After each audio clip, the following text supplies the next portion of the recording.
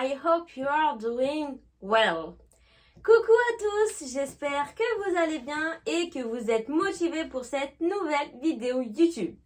Aujourd'hui, de quoi allons-nous parler? Aujourd'hui, nous allons parler de mots en anglais qui s'écrivent de la même façon mais qui ont deux significations différentes. D'accord? Donc, en anglais, bon, je pense qu'il y en a que vous connaissez déjà qui s'écrivent exactement de la même façon. D'accord? C'est la même écriture, la même orthographe, mais il y a deux choses qui vont être différentes.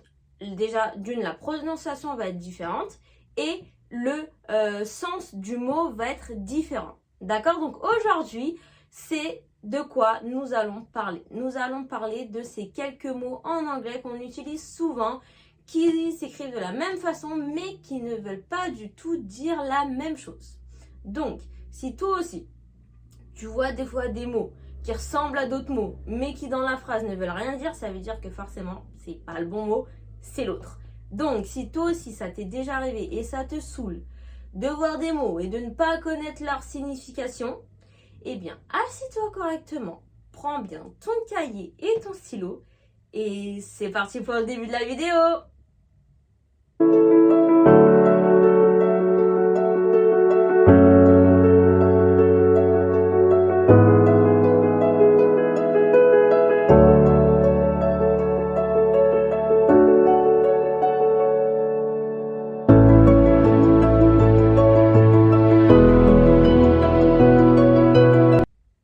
Ok, we are going to start. On va commencer avec le premier mot. Le premier mot qui est le mot dessert. Là, voilà, on a ce mot-là. À votre avis, que signifie ce mot-là? Logiquement, vous vous doutez bien que ce mot-là a deux significations. D'accord? Donc, quelles vont être ces deux significations? La première signification est un verbe et c'est le verbe déserter. D'accord? Donc, desert, c'est le verbe déserter. Et la deuxième signification, c'est un mot qui est le désert. D'accord? Donc, voilà. Ce mot-là, eh bien, il a exactement la même orthographe si on veut l'utiliser comme verbe en tant que déserter ou en tant que mot simple en tant que désert. Donc, je vais vous donner deux exemples avec les deux mots et les deux significations. First example, she deserted her husband.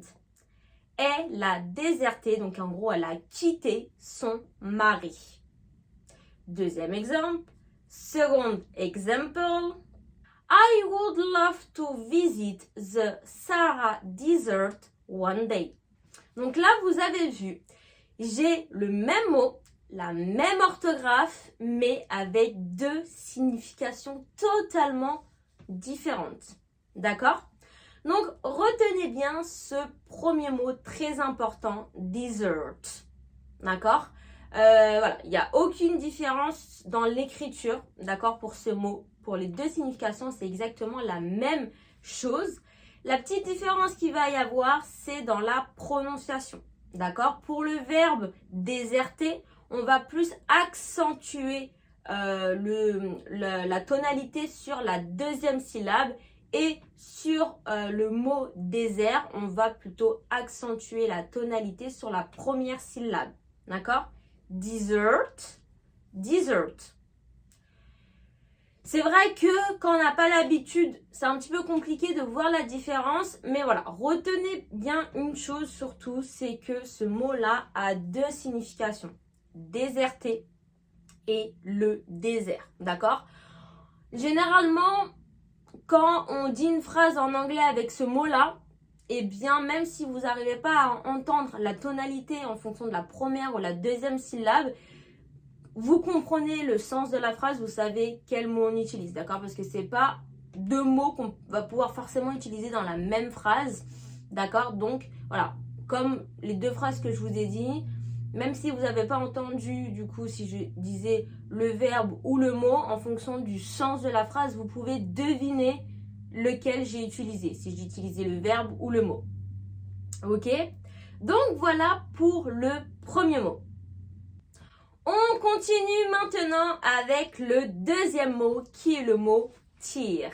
Ok, donc T-E-A-R. Alors, ce mot-là, qu'est-ce qu'il signifie? Premièrement, c'est un verbe qui est le verbe déchirer. D'accord? Et c'est également un mot qui est le mot larme. D'accord? Donc, les larmes qui coulent de notre œil, pas une arme. D'accord? La larme. Alright. Donc, tear, ce mot-là a deux significations. Déchirer, larme. Alright. Mais pour celui-là, ça va être plus facile de le reconnaître à l'oral qu'à l'écrit. Parce que du coup, à l'écrit, il a exactement la même orthographe. Mais à l'oral, eh bien, on va pas faire le même son. Si jamais vous avez déjà regardé mes vidéos, j'explique souvent dans les vidéos que quand on a la lettre EA qui se suit dans un mot, on peut avoir deux sons différents. Le son est et le son i. Un exemple, comme dans le mot head, la tête, là j'ai fait le son est, head. Et dans le son hear, donc le verbe écouter, hear, là je fais le son i. Ok, voilà, quand on a ces deux lettres qui se suivent, on peut avoir uniquement ces deux sons-là. Et bien pour ce mot-là, on va avoir encore une fois ces deux sons qui vont du coup différencier les deux, le verbe et le mot. D'accord? Donc pour le verbe déchirer, on va faire le son est. Et pour le mot larme, on va faire le son i. Donc par exemple, ça va me donner déchirer, terre, larme, tear. For example, don't tear this piece of paper. It's really important. Ne déchire pas ce papier. Piece of paper, une feuille de papier. D'accord? Donc, ne déchire pas. Cette feuille de papier, c'est vraiment important. Deuxième exemple. He had tears in his eyes when he is talking about his cat. Il avait des larmes dans ses yeux quand il parle de son chat. D'accord? Donc là, grâce à la différente prononciation du mot, bien vous pouvez comprendre quel mot directement on utilise. Si on utilise le verbe ou le mot. Déchirer, larme. Mais par contre, à l'écrit, du coup, c'est exactement la même orthographe. Donc là, il faudra comprendre le sens de la phrase en entier pour comprendre du coup quel mot on utilise. Alright? Et voici pour le deuxième mot. On continue maintenant avec le troisième mot. Le troisième mot qui est le mot bow.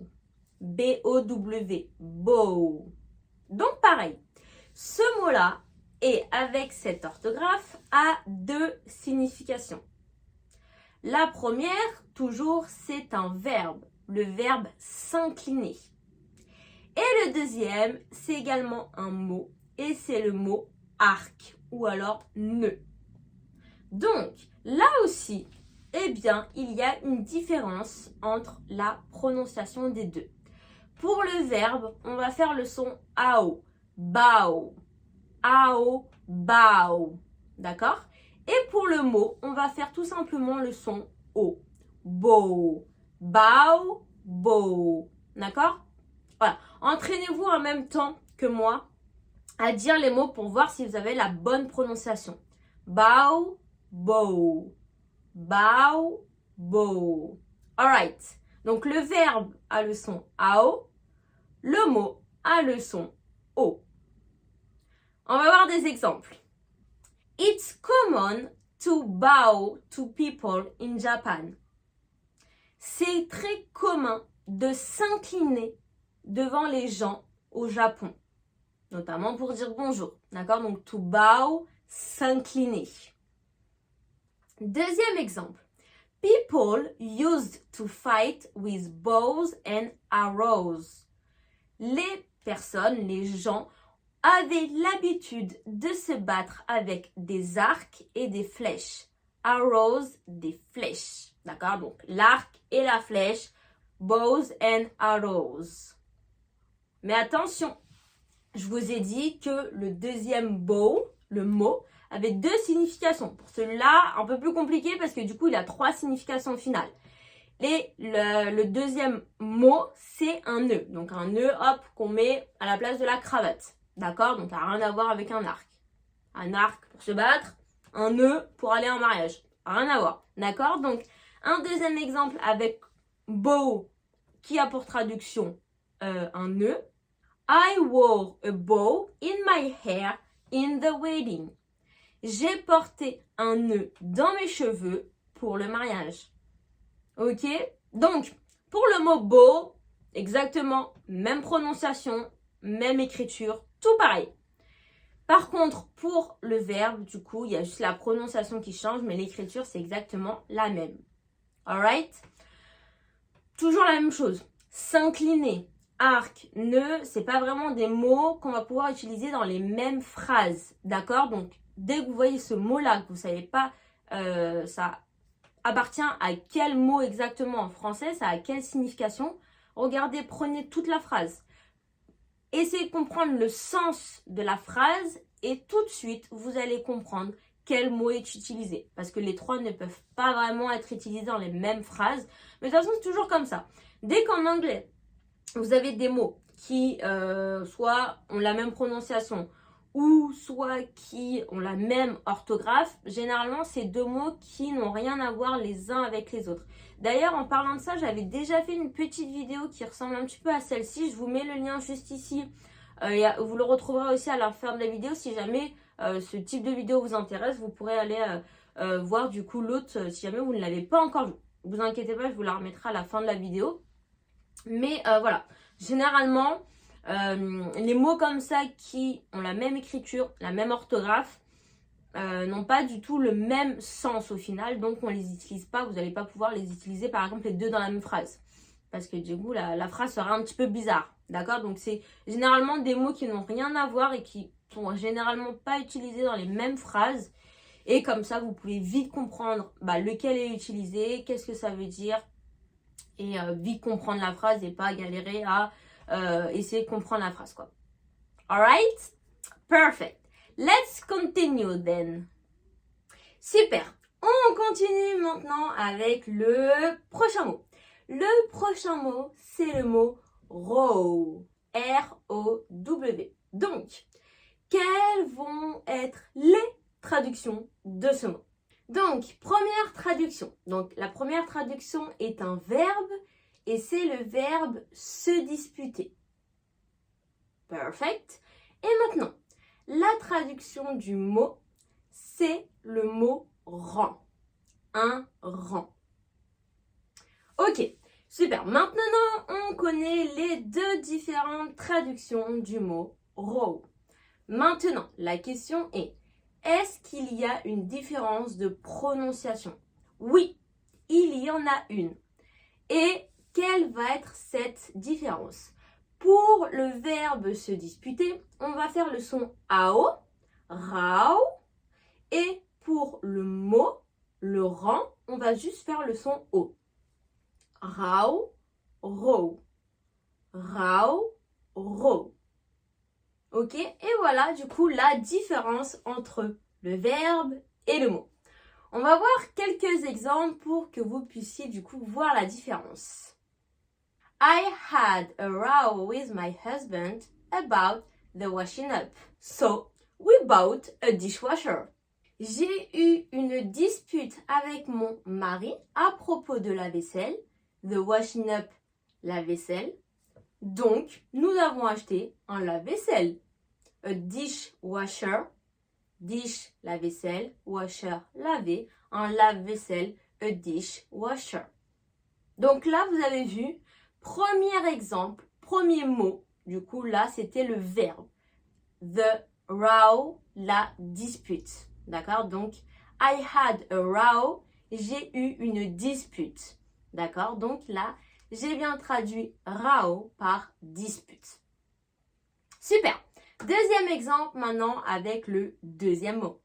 I sat in the front row so I could see the screen better. Je me suis assise, donc sat, le passé de sit, I sat, je me suis assise au premier rang pour que je puisse mieux voir l'écran. D'accord? Donc là, row, donc j'ai bien prononcé row avec le son O et je l'ai bien traduit par rang. Je me suis assise au premier rang. I sat in the front row. Perfect. Donc, voici pour le mot row. Donc, on retient bien. Avec le son AO, rao, c'est le verbe disputer. Enfin, se disputer. Et pour le mot row, avec le son O, c'est le mot rang. A row, un rang. The rao, la dispute. Ok? Super. Et maintenant, on va voir le dernier mot de cette vidéo. Et je suis sûre que ce mot-là, vous le connaissez déjà. Et ce mot-là, c'est le mot entrance.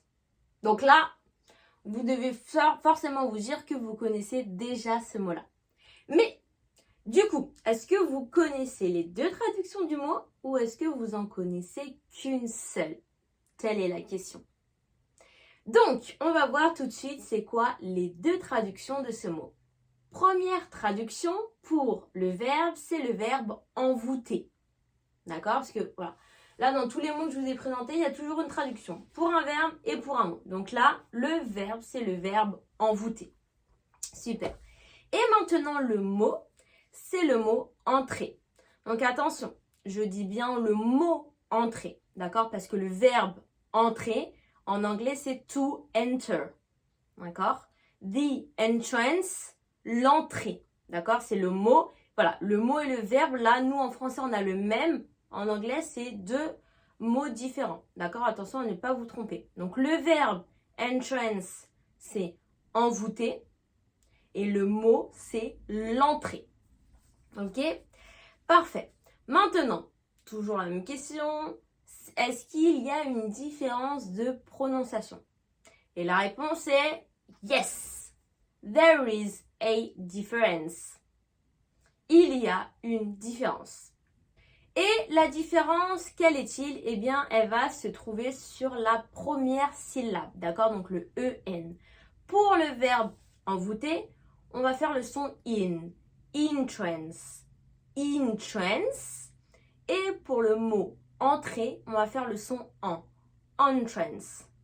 Entrance. Ok? Entrance, entrance. Alright? One more time. Entrance, entrance. Perfect. Ok? Donc, on se rappelle que le in, c'est pour le verbe. Le on, c'est pour le mot. Alright. Maintenant, si on voyait quelques exemples avec ces deux mots. So, for example, her singing completely entranced me. Son chant m'a complètement envoûté. Donc là, j'ai bien traduit entrance par envoûté. Perfect. Second example. The entrance is around the side. L'entrée est de l'autre côté. Donc là, pareil, j'ai bien traduit entrance par entrée. D'accord? Donc entrance, envoûté, entrance, l'entrée. Alright? Perfect. And that's all for this video. Et c'est terminé pour cette petite vidéo.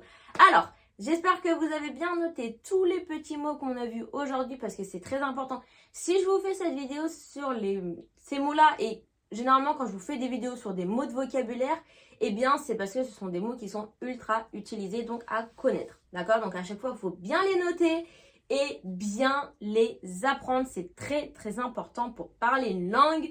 Comme je vous l'ai déjà dit lors d'une vidéo, pour commencer à parler anglais, il faut commencer par apprendre le vocabulaire. Et cette vidéo, justement, elle vous aide à apprendre du vocabulaire et des mots de vocabulaire. Ok? Donc, notez bien tous les mots. Si ce n'est pas fait, je t'invite à retourner voir la vidéo pour bien noter tous les mots parce que c'est très important. Et bien sûr, on note les mots, c'est pour faire quoi? C'est pour les relire après. C'est pas pour jeter la feuille, d'accord? Donc, on relit les mots, on s'entraîne et comme ça, voilà, juste on les relit et vous allez voir que vous allez les retenir tout seul. Pas besoin de les apprendre par cœur. Ok? Super! Et voilà, donc c'est terminé pour cette petite vidéo. Si cette vidéo t'a plu, comme à ton habitude, n'oublie pas de mettre un petit j'aime, ça me ferait énormément plaisir. Si c'est pas encore fait, abonne-toi, ça aussi ça me fera encore plus plaisir.